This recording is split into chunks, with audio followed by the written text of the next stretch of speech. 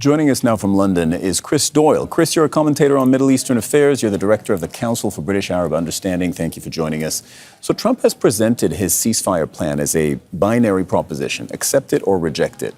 But when you listen to the mediators, Qatar being one of them, it seems that there's actually quite a bit to finalize in this plan. So are we back to a negotiation here?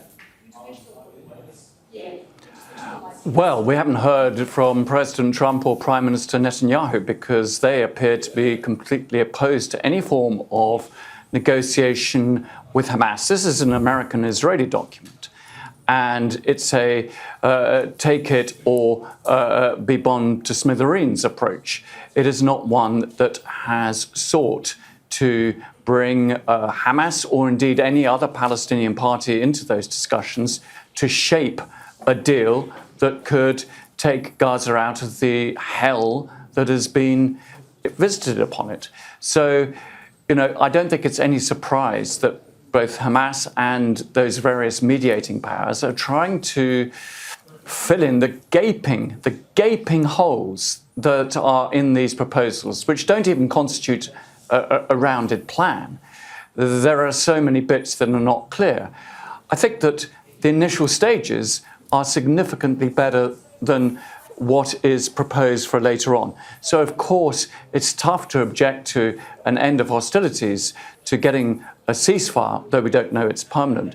Of course, it is absolutely imperative that we get aid into Gaza, managed by the UN and associated agencies. So that, too, is absolutely welcome and necessity, as is indeed the release of hostages and detainees. But it's the rest of it that envisages a future for Gaza with no Palestinian agency or input whatsoever, that is a neo-colonial project overseen by this mysterious board of peace that President Trump will be overseeing.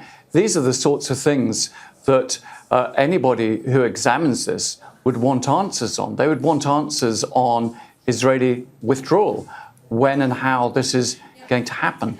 There's no accountability in this document as well. So all these mechanisms are proposed, whether it's a stabilization force, a police, a Palestinian technical committee that oversee day-to-day affairs of Gaza. But who's going to be on this? Who chooses? Who decides? And who holds them responsible for what would happen? So I think it is only right that these holes are filled in before anyone adheres to it. An alternative would be to Chris, can I jump in here for a second? Can I jump in to get you to address the very near term? Because Donald Trump has given Hamas a 3 to 4 day deadline to, in his words, accept the plan. Now, let's assume 4 days. That would be tomorrow evening, Saturday evening. What do you expect from Israel if that deadline, as imprecise as it is, passes without a response from Hamas? Well, I think it's very clear from your reporter on the ground and everything we've heard from Gaza that Israel is continuing with its military onslaught in Gaza City and to force the population out, to smash every single remaining piece of building in Gaza City.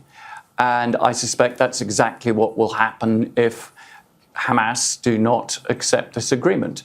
Netanyahu will consider that he's got the agreement of the United States to continue and at pace.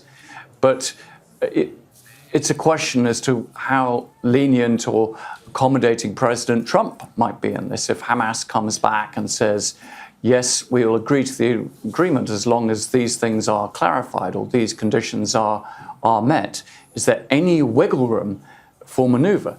I suspect it will be the regional actors who have the most input here, because Trump's ideas require richer states in the Middle East, particularly, to fund the reconstruction of Gaza. They require other countries to contribute to a stabilization force. So without their support, this plan wouldn't go anywhere anyhow.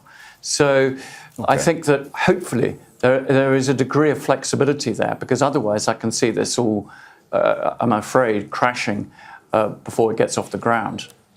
Chris Doyle, Director of the Council for British-Arab Understanding. Thank you very much, Chris. Thank you.